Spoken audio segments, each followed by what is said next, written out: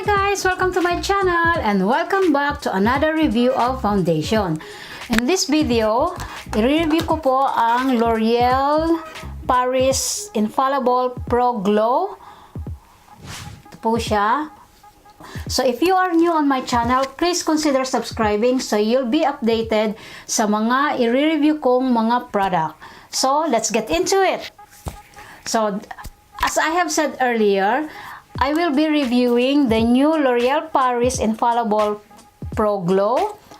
Sabi dito, it's up to 24-hour foundation. Ito po ang itsura niya. So, ayan po siya. Third season.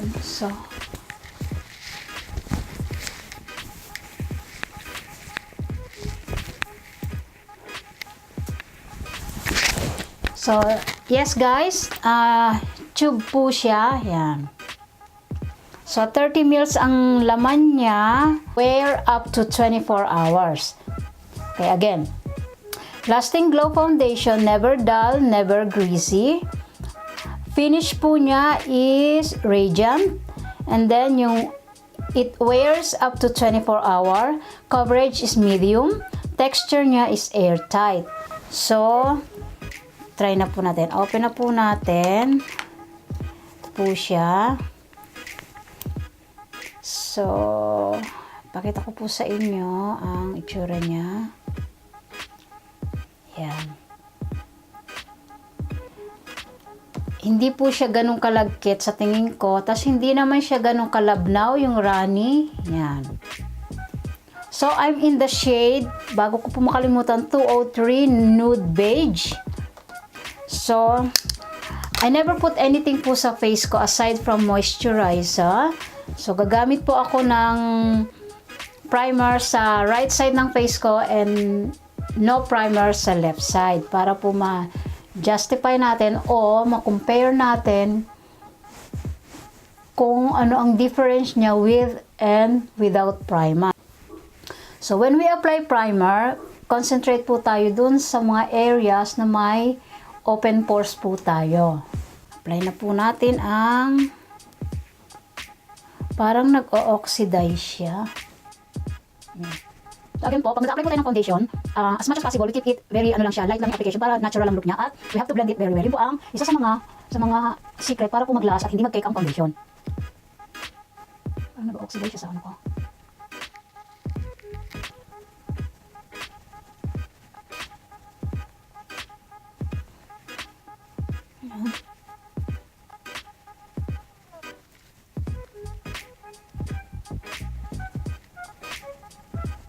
Don't forget your neck.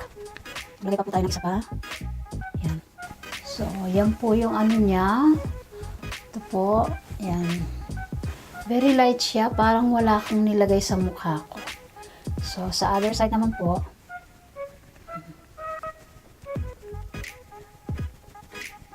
Yan.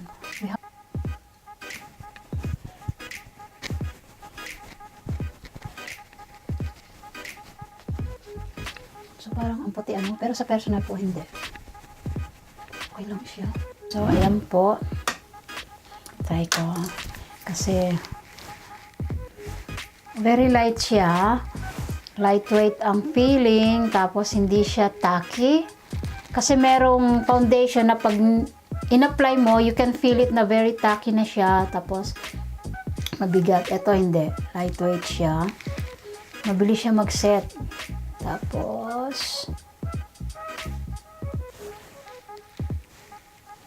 natin. Ay, walang transfer. Hindi po nakikita. Wala siyang transfer. Honest. Okay.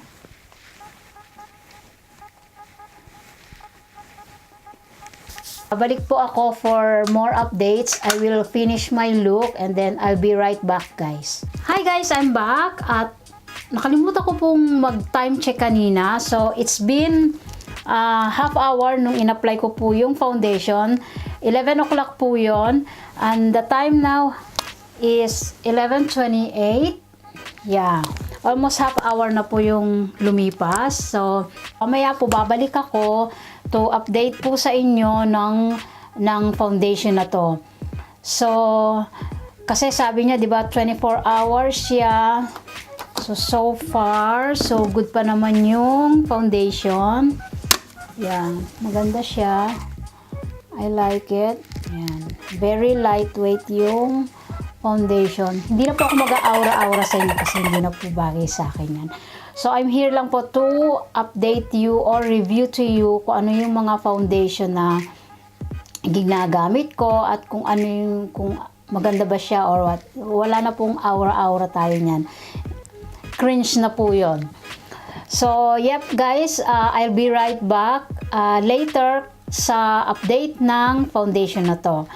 So, but so far, after half hour, I apply the foundation. It's really good. I like it.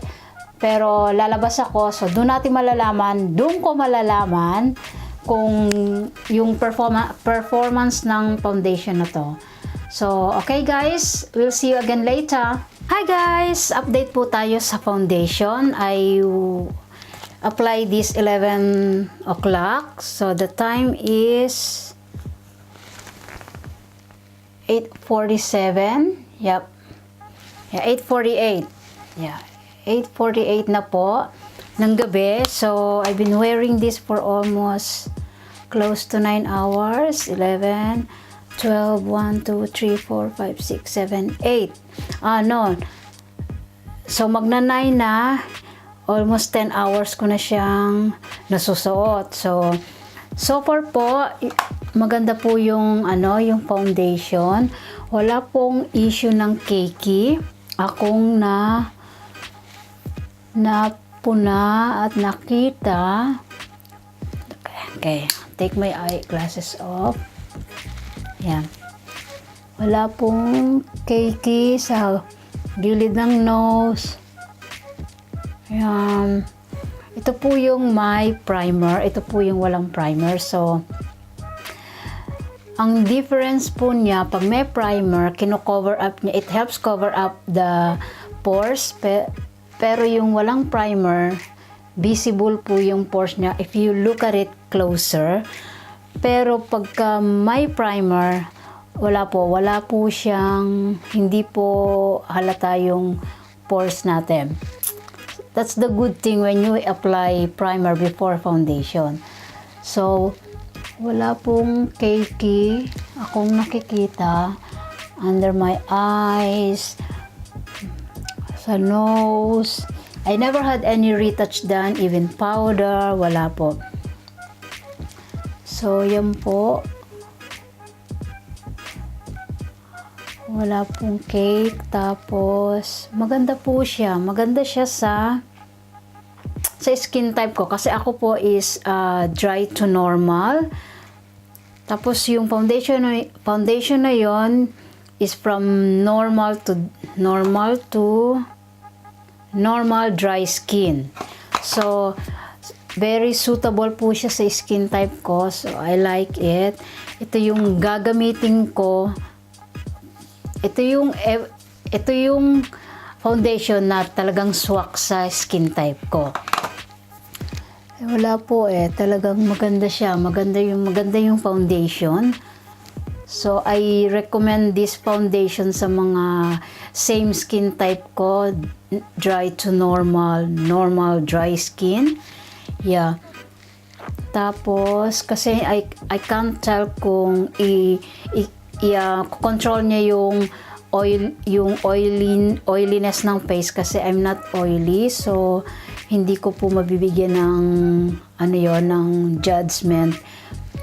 So I'll be fair lang po dyan. So ang akin po based sa skin type ko, kasi mahirap pong mabigay na okay siya sa oily tapos hindi naman pala siya okay sa oily skin. So yeah, okay po siya. Yung coverage niya, medium. I like it. Maganda talaga siya. Maganda siya. Kasi, why I say maganda? Kasi siya, I've been wearing this for 10 hours. Nag-travel na po ako. Naglinis ako ng bahay. Nagluto pa po ako. And then, naglakad pa po ako sa shop. Ayan, may pinunta pa. Umulan pa po. So, ayan. Nabasa pa ako ng ulan niya kasi may kinuha ako. So, okay po siya. Maganda siya. Big thumbs up po sa foundation na to. L'Oreal did a good job on this foundation. Downside, siguro yung ang downside lang niya for me, hindi siya pump. Kasi ang hirap niyang i-control at saka walang nakalagay kung yung expiration. Ayun. Yeah. 2020. So, I still have a year and 3 months to use this. Yeah, yun lang. Pero ang good side naman sa tube, very convenient siya. You can take it anywhere. Ma-drop man siya sa floor, hindi ka magwo-worry na mababasag siya. So, yun. Pump lang. Ang problema, hindi siya pump kasi you have to control ang paglagay. You have to control it kasi compare sa pump, pag pump, nakokontrol mo siya. Ito, pag pinrest mo siya, bigla na lang lalabas yung liquid foundation. So, mahirap siya i-control. So, overall, I rate this foundation 9.5. Yeah, kasi yung 5 doon, yun yung pump. So, yeah. I like this. I like this foundation. Kasi talagang siya. Yung radiant finish niya nandoon. Yes. Hindi siya mukhang dry. Yan. Kasi may foundation na nagda-dry talaga yung skin mo. Tsaka may mga namumuo. Ito wala po talaga siya. Very good. Thumbs up po. Alright guys. So, hope I can help you decide kung gusto nyo i-try itong foundation na to. And if you like this video guys, give it a thumbs up and share this video to your friends, relatives. And yeah, and if you can subscribe on my channel, I will really appreciate that. And I will upload more videos related to foundation, beauty products. Yeah, and then click the bell icon and followed by the bell icon so you can notify every time I upload new videos. So that's it guys for today. So thank you and have a good day. Bye. God bless.